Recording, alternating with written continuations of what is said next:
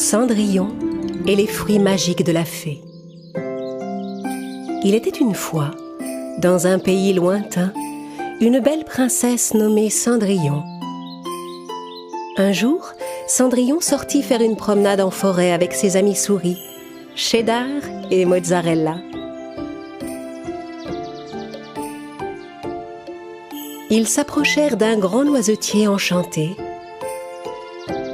et Cendrillon alla poser sa main sur le tronc.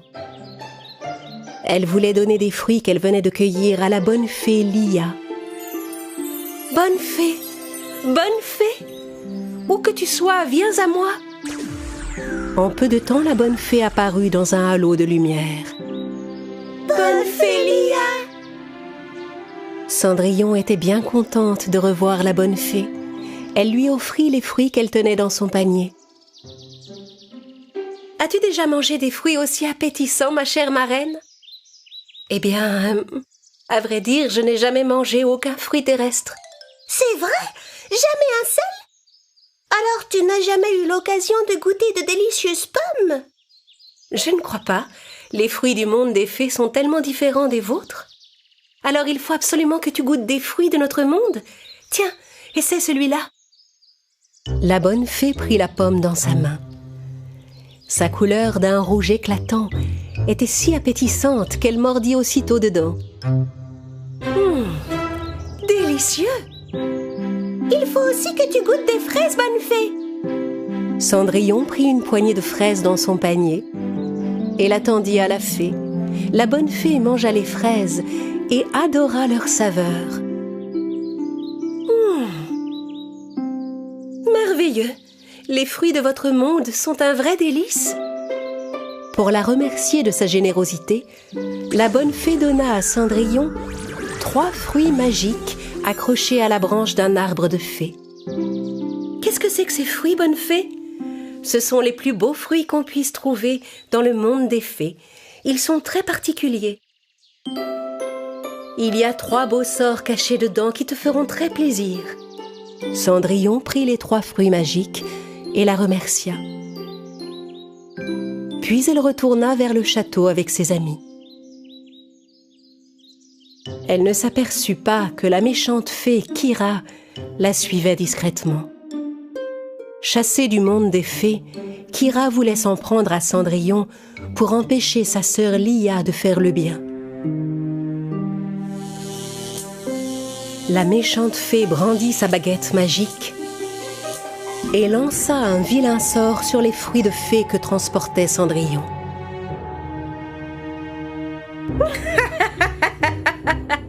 Personne ne te le pardonnera, ma pauvre Lia, et tu ne pourras plus être sa chère marraine, la bonne fée. Après avoir lancé son vilain sort, Kira disparut. Dès que Cendrillon arriva dans le jardin du château, elle prit un fruit de la fée et, impatiente de découvrir quel joli sort la bonne fée lui avait préparé, elle lança le fruit en l'air. Le fruit s'ouvrit en 2 et libéra une poussière magique scintillante qui se déversa en pluie sur Cendrillon.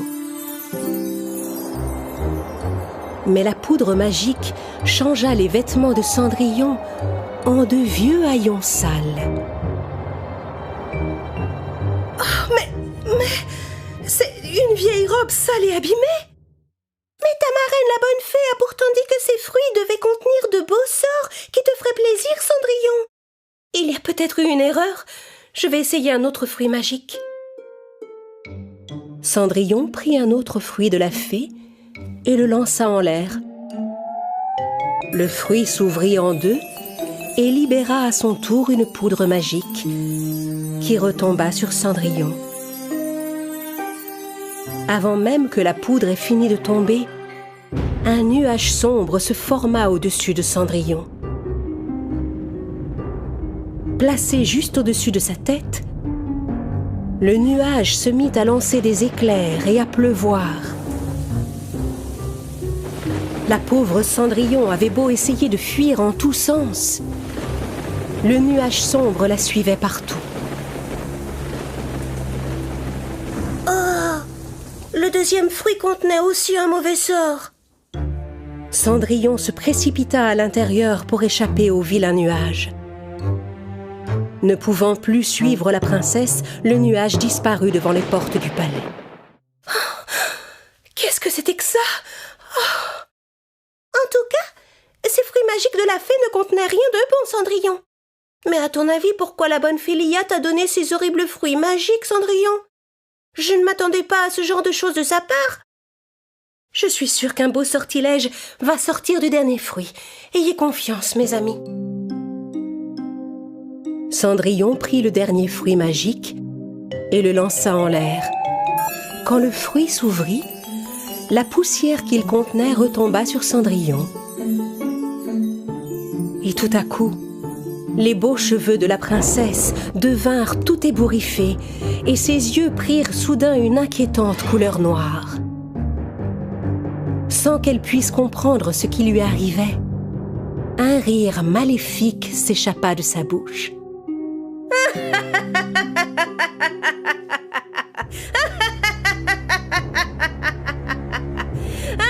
Cheddar, Cendrillon se met à rire comme une méchante sorcière. Oh, elle me fait peur, Mozzarella.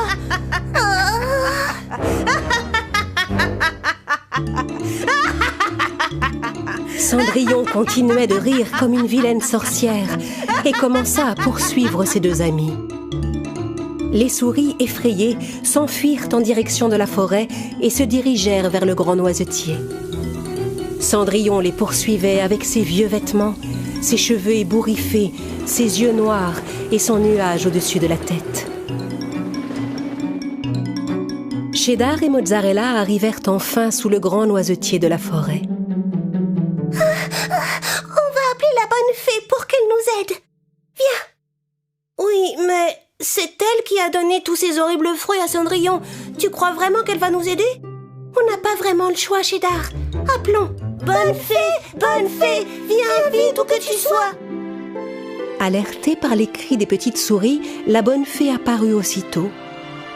Les souris lui racontèrent tout ce qui s'était passé, que les fruits magiques n'avaient jeté que des mauvais sorts sur Cendrillon. Mais ce sont les fruits les plus merveilleux du monde des fées. Comment cela a pu arriver? À cet instant, la méchante fée Kira apparut à son tour. Voyons, tout ça est arrivé grâce à moi. Encore toi, Kira? Les deux fées commencèrent à s'affronter en pointant leurs baguettes magiques.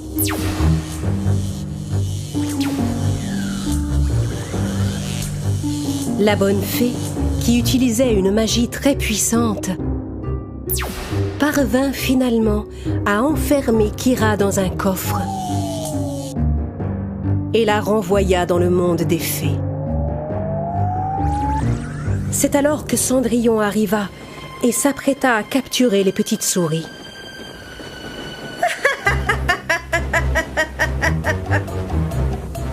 La bonne fée agita 2 fois sa baguette magique et arrêta Cendrillon.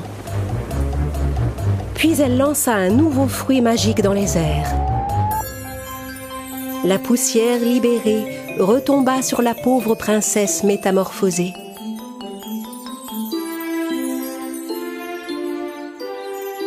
Dès que la poudre se déposa sur elle, Cendrillon commença à retrouver son apparence normale. Cendrillon!